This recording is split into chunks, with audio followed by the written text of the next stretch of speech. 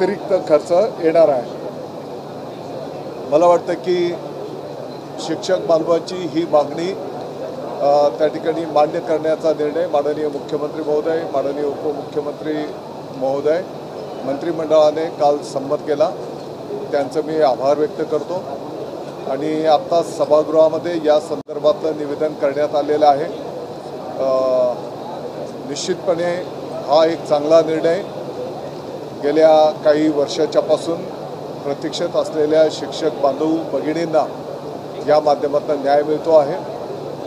येणाऱ्या काळामध्ये ज्ञानदानाचं पवित्र कार्य आणखी जोमाने आमच्या शिक्षक बंधू भगिनींच्या वतीने प्रभावीरित्या संपन्न होईल, हा या निमित्ताने मी विश्वास देतो।